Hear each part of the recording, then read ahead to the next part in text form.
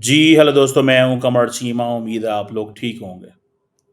दोस्तों, इंडिया आपको पता है कि सेमीकंडक्टर इंडस्ट्री पे बहुत पैसा लगा रहा है और इंडियन गवर्नमेंट जो है, वो सुनने में आया है कि उसने दुनिया के बड़े जितने भी मैन्युफैक्चरर हैं, फॉक्सकॉन, एचसीएल ग्रुप, जो लोकल्स भी हैं, ताइवान के भी जो हैं, सबको एंगेज कर रहा है।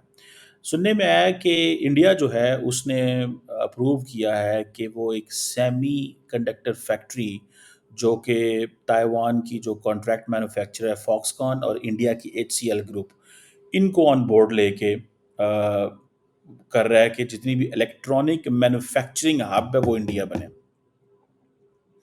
इंडिया का सारा जो फोकस है ना that is on manufacturing, electronics manufacturing hub. ये समझे जरा ये कर क्या रहे हैं। That's where the government of Pakistan needs to invest. ये जो जॉइंट वेंचर है जो कि इंडियन गवर्नमेंट का है और तकरीबन 37 अरब रुपए भारतीय, 450 मिलियन डॉलर के करीब बनता है। ये क्या करेंगे आपको पता है। मैंने कहा था कि India and UAE already working कि how to get this semiconductors from across the world. Chip manufacturing किस तरह की जाए, इंडिया यूएई की भी जॉइंट वेंचर इसमें है। और इसमें अगर आप देखें कि मोबाइल फ़ोन्स, लैपटॉप्स, ऑटोमोबाइल्स और ये सारे के सारे इंडिया के फ़ोकस हैं। इंडिया अपने आप को मजबूर करवाना चाहता है बैनुल-अक़वामी दुनिया को कि इंडिया शिफ्ट हो। 2 चीज़ें हैं, एक है कि वो कहें जनाब कि आप हम पे एहसान कर रहे हैं कि आप आ रहे हैं, हम आप look remember this thing, India wants to give a message कि आप अगर हमारे पास आते हैं तो हम पे एहसान मत करें। This is what they want to say. Secondly, आप हमारे पास इसलिए ना आए कि आपको चाइना छोड़ना पड़ रहा है। आप हमारे पास इसलिए आए कि हमारे पास इकोसिस्टम है। That is a mindset. That is why recently आपको याद होगा कि इंडिया ने को $10 बिलियन की इन्वेस्टमेंट करने जा रहे हैं और हर कंपनी को कह रहे हैं कि इसमें आए, हर जगह पे इस बात हो रही है। और ये यूपी के अंदर प्लांट लगा रहा है। UP is a different ball game. UP में क्योंकि योगी साहब बैठे हैं, नरेंद्र मोदी गुजरात के बाद एक उनका एक है स्ट्रॉन्ग हाउस है ये, ठीक है? और ये कहा जा रहा है कि ये छठी सेमीकंडक्टर फैक्ट्री है जो इंडिया के अंदर बन रही है और ये 2027 के अंदर वो ऑपरेशनल होंगे। सो इट मीन्स कि अगले 30-35 में वो अपने आप को शिफ्ट करना चाहते हैं। और फिर दूसरे नंबर पे आप देखें जितनी भी चिप फैक्ट्रीज़ इंडिया के अंदर बन रही हैं, उसमें टाटा ग्रुप है और ताइवान की कंपनीज़ हैं, इन्वॉल्व हैं। और इसी तरह जिसे वो कहते हैं ना, गुजरात के अंदर कोई 900 बिलियन रुपए से ये काम शुरू कर रहे हैं। टाटा जो है वो भी एक असेंबली एंड टेस्टिंग यूनिट जो है उसने असम के अंदर भी लगाया हुआ है। वो भी कोई 300 अरब रुपए का इंडिया के हिसाब से है। और अमेरिकन चिप मेकिंग जो माइक्रोन है वो इस तरह का एक प्लांट गुजरात में बना रहा है। सो ये जो प्रोजेक्ट है जो कि H C L and Foxconn का है, ये छठा सच प्रोडक्ट है। This is sixth of its kind. So इस जेन में चीज़ में ये रखें, the real target they have in mind is China.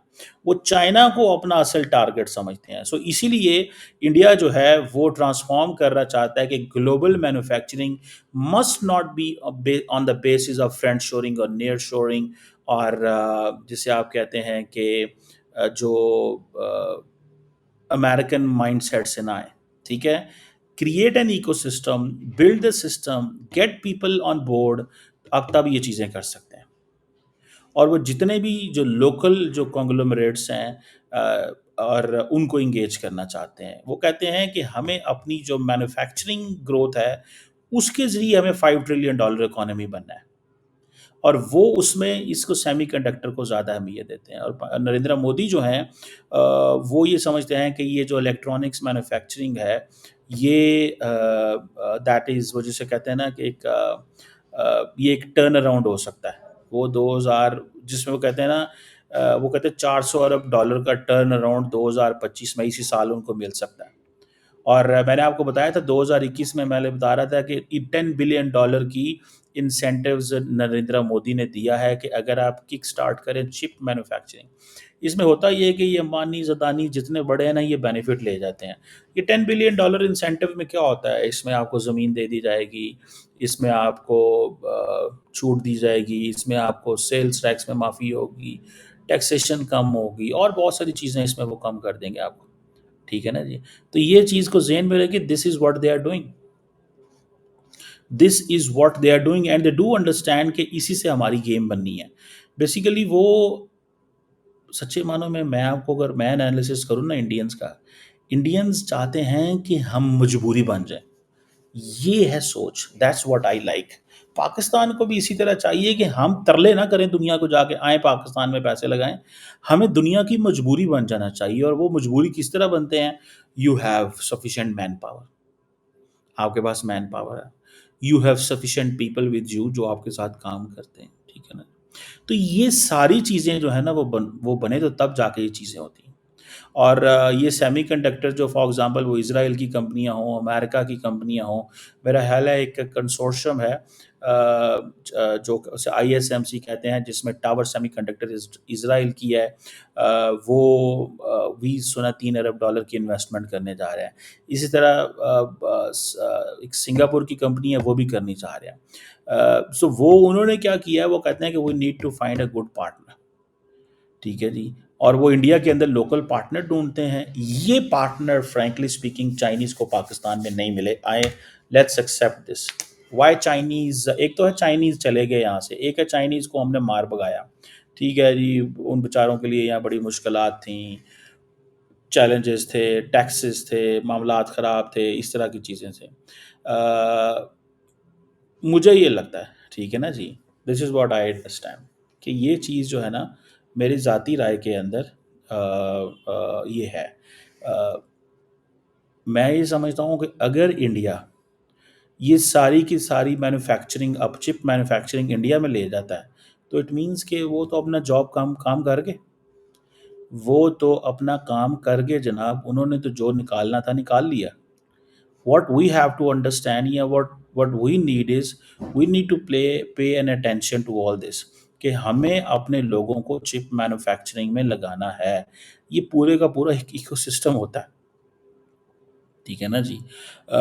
India का जो टेक स्टार्टअप्स हैं, ठीक है जी, अ, वो आप उसमें देखें, वो लड़ाई पड़ी हुई है। ठीक है जी। टेक स्टार्टअप में, ठीक है, लड़ाई पड़ने से क्या मुराद होता है? लड़ाई पड़ने से मुराद ये होता है कि ये दे नीड मनी, तो स्टार्टअप्स आपस में लड़ रहे हैं। ठीक है जी। कि हमें कैसे कैसे कहाँ कहाँ से पैसा चाहिए, they are into this game. ठीक है जी। इंडिया ने अपना वो जिसे कहते हैं ना जज्बा दिखाना है। आपने have you heard the word enthusiasm? ठीक है जी। अ, वो जो पैसा बाहर से आ रहा है उसके लिए इकोसिस्टम बनाना पड़ेगा भाई, लोगों को मैथ्स पढ़ाना पड़ेगा, लोगों को, बच्चों को, हमारे बच्चे जो हैं वो नहीं एनरोल होते डिफेंस में, हमारे सॉरी उसमें डिफेंस कह रहा हूँ, मैथमेटिक्स नहीं पढ़ते, इंजीनियरिंग नहीं पढ़ते।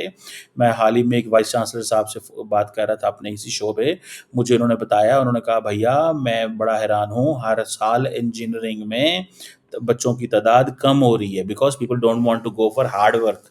ये हार्ड वर्क के लिए आपको सारे का सारा इकोसिस्टम बनाना पड़ता है। ठीक है। और अगर आप हार्ड वर्क नहीं कर सकते, यू कांट डू दिस, तो make sure you are not going to, आप अपना मौकफ दुनिया को कैसे देंगे?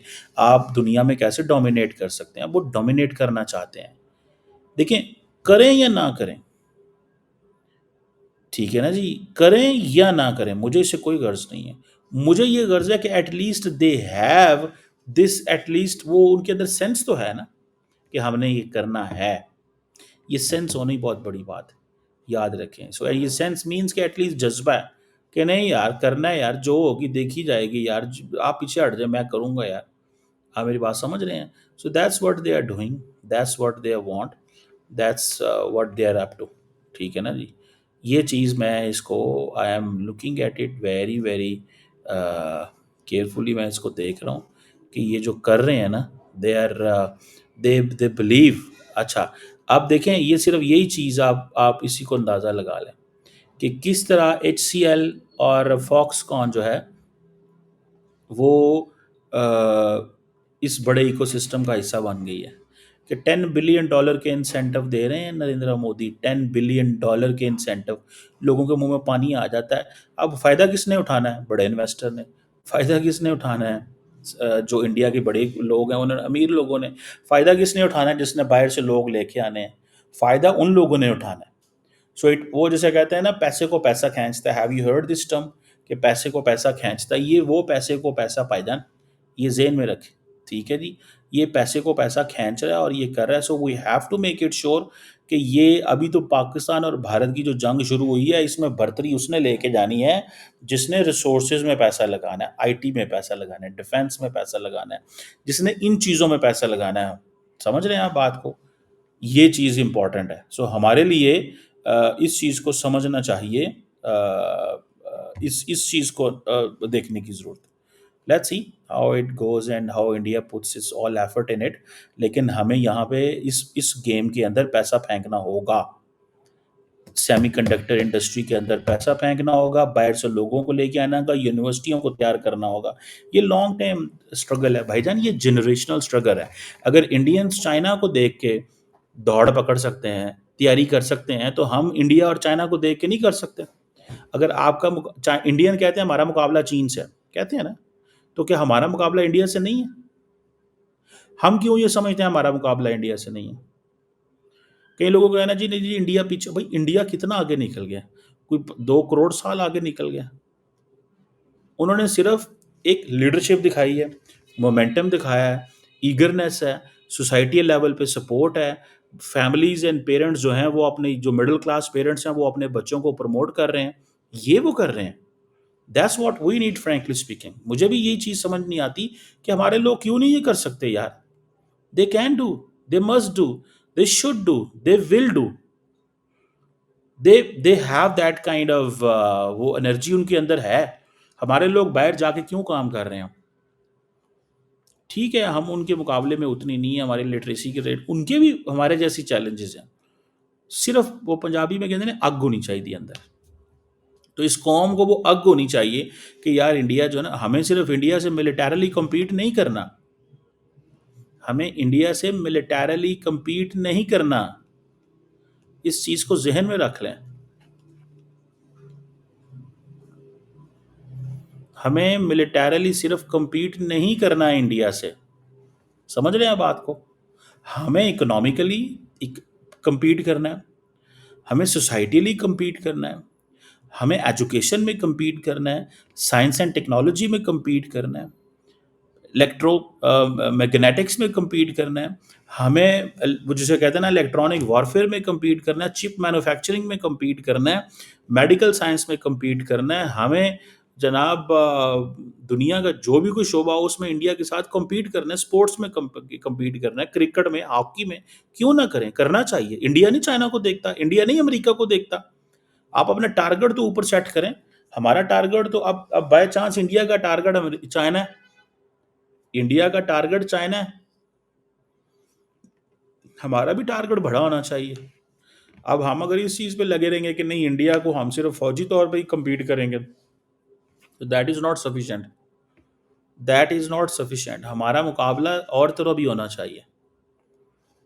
हमारा मुकाबला और लेंस में भी होना चाहिए, एंड इट कैन बी, होगा। All what we need is कि we need to pay attention. Attention देने की ज़रूरत है। और ये साइंस एंड टेक्नोलॉजी एंड इस फील्ड में गवर्नमेंट की अप्रोच होनी चाहिए। मैंने कभी देखा नहीं हमारे वज़ीर आज़म को उनके मुंह में इस तरह के अल्फाज, ये अल्फाज होने चाहिए, and I am sure they will be some time.